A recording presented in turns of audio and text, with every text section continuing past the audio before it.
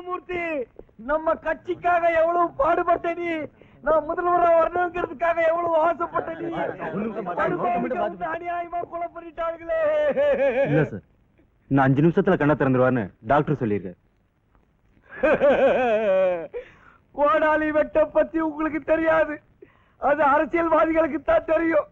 Doctor என்ன சொன்னாரு, 5 நிமிஷம் கழிச்சு கண்ணை திறப்பாரு, திறக்கவே மாட்டாரு, ஒரே அடியா போயிடுவாரு. சோழா வர்ணமூர்த்தி.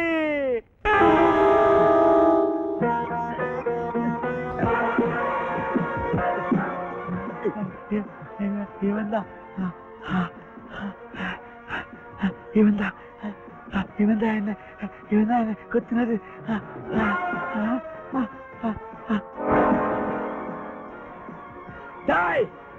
பாவி, துரோகி, நயவஞ்சக நாயே, அவன் என் கூட போவாத சகோதர மாதிரிடா. அவனை கொன்னுட்டியே. உன்னை கொல்லாம போறதில்ல. பிடிக்க என்ன பிடிக்க. நீதான் அவரை கொலை பண்ண சொன்ன, இப்ப எகிற மாட்டிக்கிட்டு பொய்யா சொல்ற.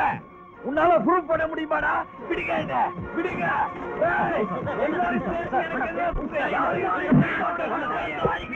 இன்னைக்கு இந்த வர்ணமூர்த்திக்கு நடந்ததுதான் நாளைக்கு நமக்கு நடக்கும். இனிமே இந்த முதல்வருக்கு நாம ஆதரவை கொடுக்க கூடாது. ஆமா, இந்த விஷயத்தை எங்க போய் பேசிக்கணுமோ அங்க போய் பேசிக்கலாம். வாங்கயா. ஒரு முக்கிய அறிவிப்பு. மாநிலத்தில் திரு ஆர் கௌரிராஜன் தலைமையிலான ஆட்சி கலைக்கப்பட்டது. அவரது கட்சியை சேர்ந்த எம்எல்ஏக்கள் பலர் அவருக்கு தந்த ஆதரவை வாபஸ் பெற்றதால் சபையில் பெரும்பான்மை பலத்தை இழந்தார்.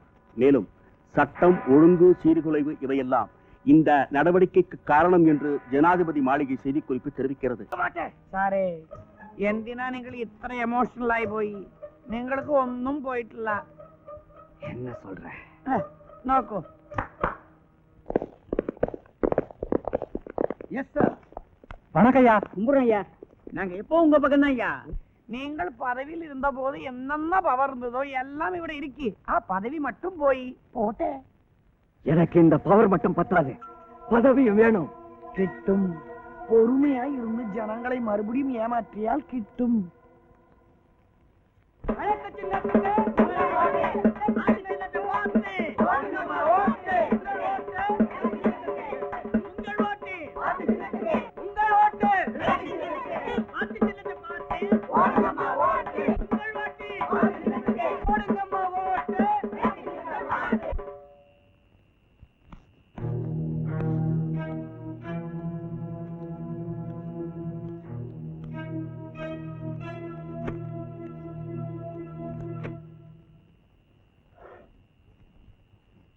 என் மேல உனக்கு நிறைய கோபம் இருக்கும், அதெல்லாம் மறந்துரு. நான் இப்போ உங்ககிட்ட மனம் விட்டு பேச வந்திருக்கேன். நான் யாரு? உன் அப்பன். நீ யாரு? என் புள்ள. இந்த நாடு யாருக்கு? நமக்கு.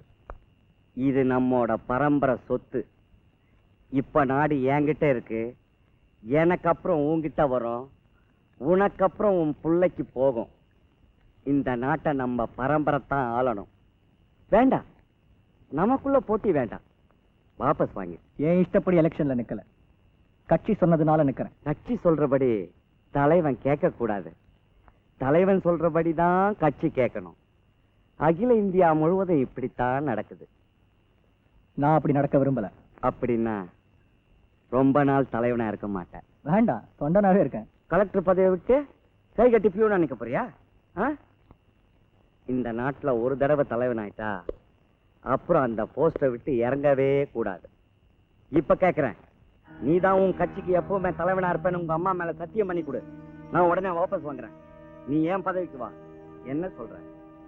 முடியாது, எனக்கு பதவி முக்கியம் இல்ல, கட்சியும் கொள்கையும் தான் முக்கியம். தலைகீழா மாத்தி பேசுறேன்.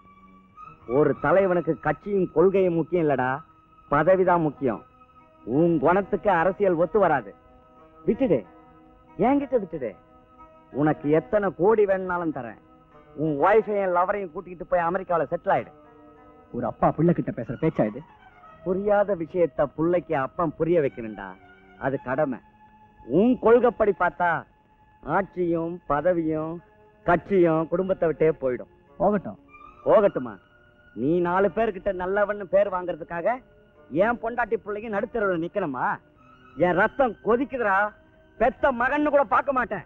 என்ன செய்வீங்க? எந்த வேலைனாலும் செய்வேன். செய்யுங்க. எனக்கு பணம் வேணும், பதவி வேணும், பவர் வேணும். அதுக்காக எதையும் செய்வேன்.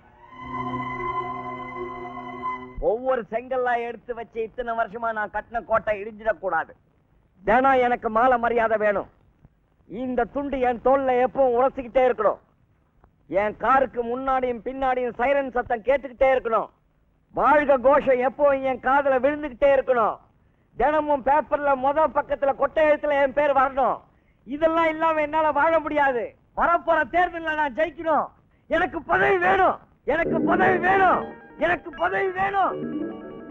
இந்த பதவிக்காக முதல்ல எம்எல்ஏ பொண்ணோட கருவை கலைச்சேன்.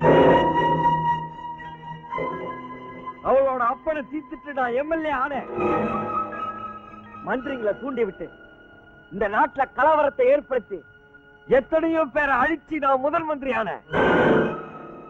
மறுபடியும் எனக்கு அந்த பதவி கிடைக்க என் கருவையை அழிச்சிருங்க, என் பையனை கொன்னுடுங்க. விஜய் இனிமே உயிரோட இருக்க கூடாது. யாரும் என் முன்னாடி நிக்காதீங்க, போங்க. இத்தனை வருஷமா என் புருஷனே தெய்வமா மதிச்சு வீட்டுக்குள்ளவே வாழ்ந்துட்டு இருந்தனா, இன்னைக்கு உங்க முன்னாடி வந்து நிக்கிறேன்னா அதுக்கு காரணம் என் புருஷனோட அநியாயம் அதிகமாயிடுச்சு, அக்கிரமம் அதிகமாயிடுச்சு. அவருக்கு கொலவெறி பிடிச்சு போச்சு. அவரால் இந்த ஊரே அழிஞ்சிடுமோன்னு எனக்கு பயமா இருக்கு. இதுக்கப்புறமா நான் பேசாம இருந்தேன்னா நான் பாவி ஆயிடுவேன். அவர் செஞ்ச அக்கிரமங்களை சொல்றேன், கேளுங்க.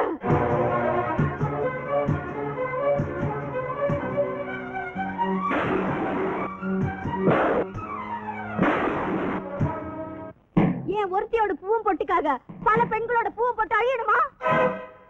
இந்த ஒரு தாலிக்காக ஆயிரக்கணக்கான பெண்களோட தாலி அறுபடணுமா? அநியாயம் தலைவிரிச்சு ஆட ஆரம்பிச்சிடுச்சு. நியாயம் நியாயம்னு பேசிட்டு இருக்கிற என் புள்ளையே என் புருஷனோட ஆளுங்க கொலை பண்ண போயிட்டு இருக்காங்க. நியாயம் செத்துக்கிட்டு இருக்கு. இதுக்கப்புறமும் நீங்க எல்லாரும் பேசாம இருந்தீங்கன்னா மனுஷனா வாழ்றதுல அர்த்தமே இல்ல. நியாயமான என் புருஷனை காப்பாத்த, அநியாயத்தை அழிக்க நீங்க எல்லாம் ஒண்ணு சேரணும்.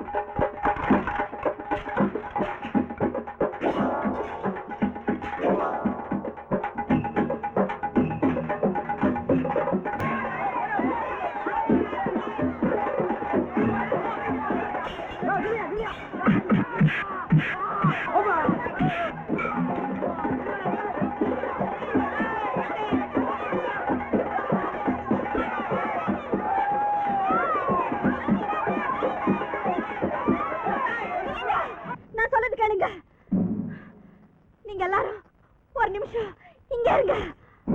அவரை நானே உங்ககிட்ட ஒப்படைக்கிறேன்.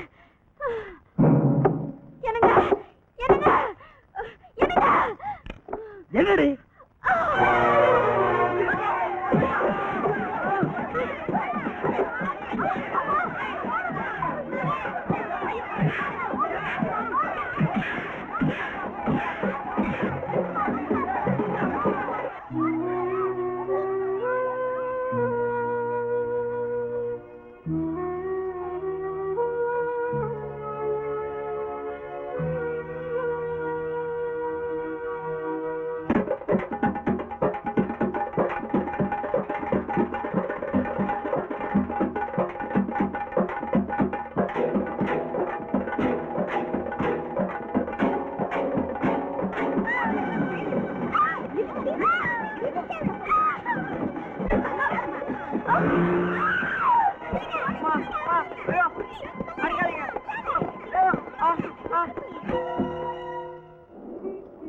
ஐயோ அயோக்கியன் மாட்டி நீ அந்த பிச்சு இது காட்டு.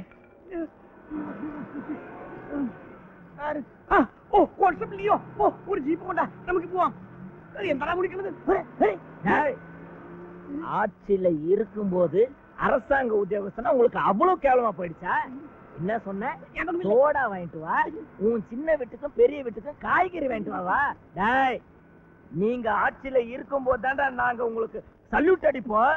அதை விட்டு இறங்குனீங்க. என்ன ஒண்ணு செய்யண்டா, ஒண்ணு செய்யண்டா, நான் உங்களுக்கு பிஏ வந்துடுறேன். ஓடு விடு, ஓடு விடு. டேய்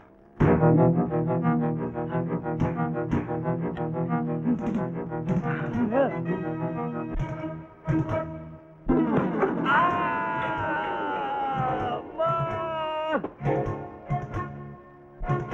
என்ன கொண்டுடாதீங்க, என்ன கொண்டுடாதீங்க, என்ன கொண்டுடாதீங்க, என்ன கொண்டுடாதீங்க, என்ன கொண்டுடாதீங்க. நான் செஞ்சது தப்பு தான், நான் செஞ்சது பாவம் தான், இந்த நாட்டுக்கு நான் செஞ்சது துரோகம் தான். பணம், பதவி, அதிகாரம், இந்த மூணு என் கண்ணை மறைச்சிருச்சு. இப்ப நான் கண்ணை திறந்துட்டேன், நீங்க திறக்க வச்சிட்டீங்க. இனிமே எனக்கு பதவி வேணாம், பணம் வேணாம், அதிகாரம் வேணாம். நான் தப்பான வழியில சம்பாதிச்சதெல்லாம் இந்த அரசாங்கத்துக்கிட்டே கொடுத்துடுறேன். மக்கள் என்ன தண்டனை கொடுத்தாலும் அதை நான் ஒத்துக்கிறேன். கோர்ட் என்ன தண்டனை கொடுத்தாலும் அதை நான் ஏத்துக்கிறேன். காந்தி மேல சத்தியமா சொல்றேன், நான் அரசியல் இருந்து விலகிடுறேன். என்ன போல நாட்டுல இருக்கிற சுயநலம் பிடிச்ச அரசியல்வாதிகளை விலகிடுங்க. தூய மனசும் தொண்டு செய்யற குணமும் கொண்ட நல்லவங்க வந்து நாட்டை ஆளட்டும், மக்கள் சந்தோஷமா வாழட்டும். என்ன மன்னிச்சிடுங்க, என்ன மன்னிச்சிடுங்க, என்ன மன்னிச்சிடுங்க.